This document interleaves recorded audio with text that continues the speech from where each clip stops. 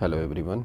Today in chapter 2 of Business Studies class 11th Forms of Business Organization, I am going to discuss the next topic, that is merits and limitations of partnership business. In the last video I have discussed about the meaning and features of partnership.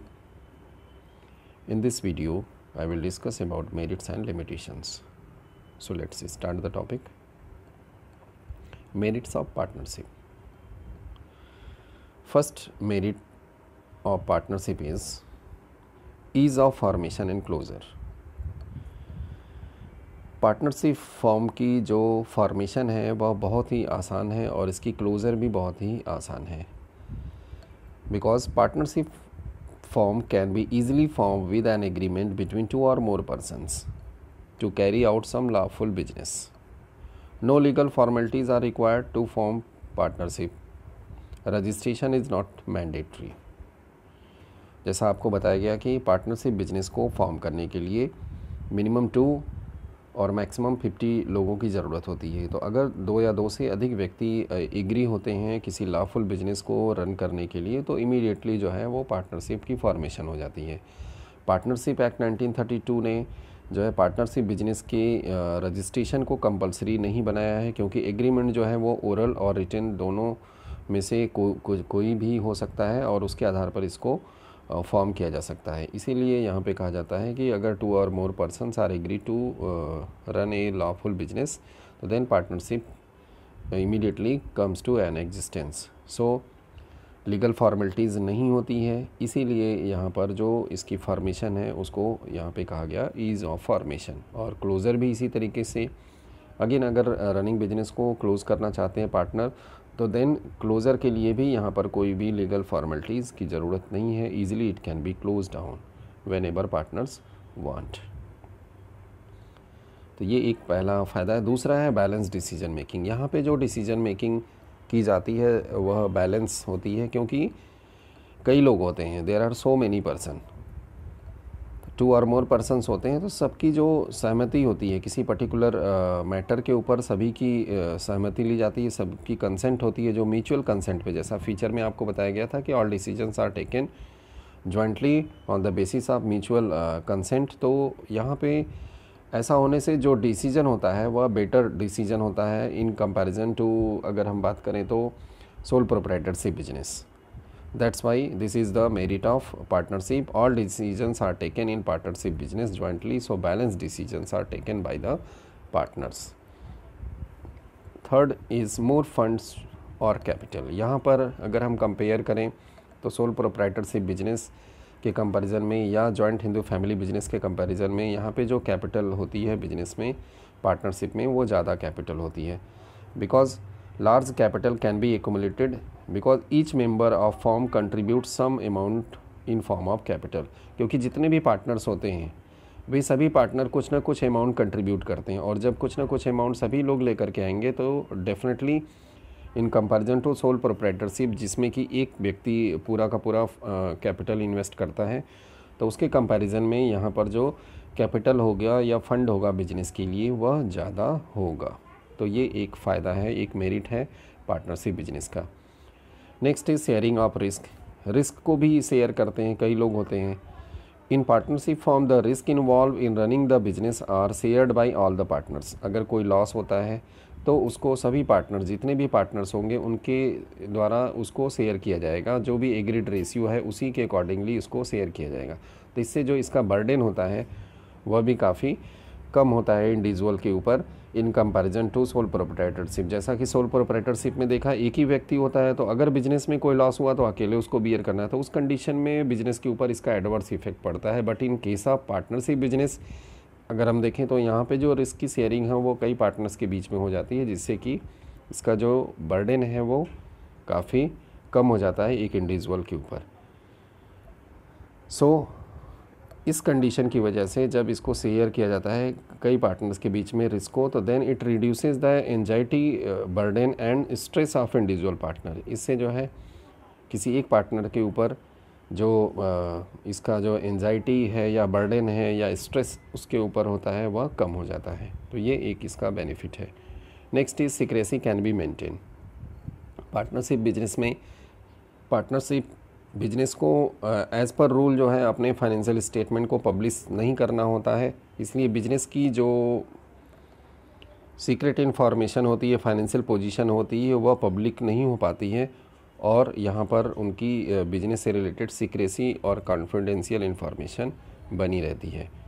Because a partnership form is not legally bound to publish its accounts and reports with government authorities, therefore important affairs of partnership firm can easily be kept secret and confidential।